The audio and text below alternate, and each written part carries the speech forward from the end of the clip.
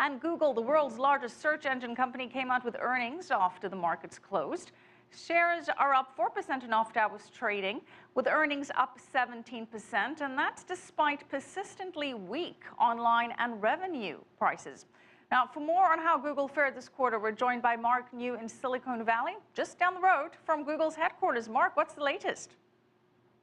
Well, Michelle, Google reported earnings that delivered on estimates with $16.86 billion in revenue, but missed on the bottom line with earnings per share of $12.01, short of the expected $12.20. But core revenue in its internet business rose 22% from a year ago, giving the stock a boost in after-hours trading. Now, during the quarter, Google also made a number of acquisitions, including a $3.2 billion purchase of smart thermostat maker Nest Labs. Google's interest in this space is lending more weight to the belief that the era of the Internet of Things is quickly approaching. Dewey Wynn heads to Silicon Valley's famous startup accelerator, 500 Startups. To get in, all he needs is his phone. Unlock door. When he sits down at his desk, Wynn again takes control with his smartphone. Turn on desk lamp. Set temperature to 75.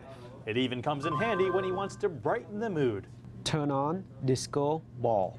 Wynn's startup is attempting to sort through the Internet of Things, a space where sensors and devices talk to each other in a number of ways.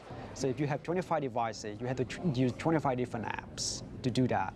And there has to be a better way for that, and that's why we create Shortcut. So Shortcut is the only app that you ever need to control all of your connected devices. And you can just use your voice, talk to Shortcut, as if you're talking to an actual person. While smart homes and smart appliances are the talk of the tech industry, you'll be hard-pressed to find anyone that's actually bought one of the devices.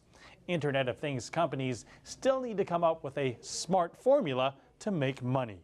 A lot of people are looking to figure out how do they turn this Internet of Things into monthly service fees, because that's the only way you're really going to make any money long term, right? If you just sell them a piece of hardware, fine, you make a few bucks on the hardware, that's great.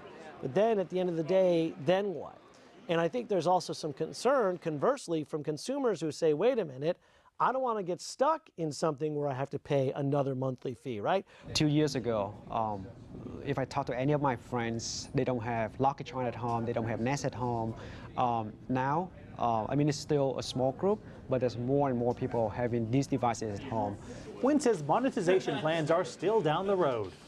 Show, office, photo. Right now, his focus, like many startups in the field, is getting his product out there and making it so simple that his own mother would be excited to use it. Dewey Wynn of Shortcut says he believes we're still about 3 to 5 years away from mass adoption of Internet of Things products. Michelle. So, Mark, what are some of the obstacles right now that are holding back this mass adoption of the Internet of Things? Why have we not seen much progress there yet? We don't have a real standard. Some may communicate by Bluetooth, some by Wi-Fi, some using other technologies, and you could easily end up with a ton of devices all essentially speaking different languages, which is a problem that Shortcut is trying to solve. Another problem is that some devices may require your home to be retrofitted, and also the devices are often more expensive than non-smart devices, so you've got to weigh whether remotely controlling a device is worth that extra cost. Of course, Nest, the smart thermostat maker, will justify the cost by saying it saves you money on your energy bill, but for a business model, how many times do you actually buy a thermostat in your life? Maybe once in several decades. So once again, coming up with a business model that leads the consumer into paying for other services could be important in long-term success of the Internet of Things. Michelle.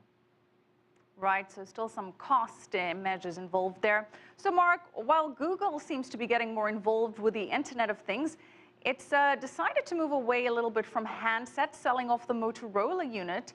Tell us about that deal with Lenovo. What happened there? Well, Chinese maker Lenovo has agreed to buy Google's Motorola handset division for $2.91 billion in what is China's largest tech deal ever. This signals an end to Google's short-lived efforts to make consumer mobile devices. Google actually paid $12.5 billion for Motorola in 2012. Under this deal, the search giant will keep the majority of Motorola's mobile patents.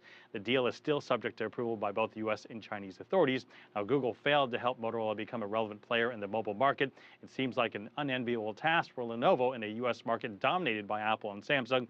But let's not forget, Lenovo has already had success buying IBM's personal computer division and rising up to become the world's #1 computer maker. Earlier this month, I spoke with Lenovo's America Group President Jerry Smith, who said he was adamant that Lenovo would become a force in the U.S. mobile handset market. Looks like they aren't wasting any time at all. Michelle.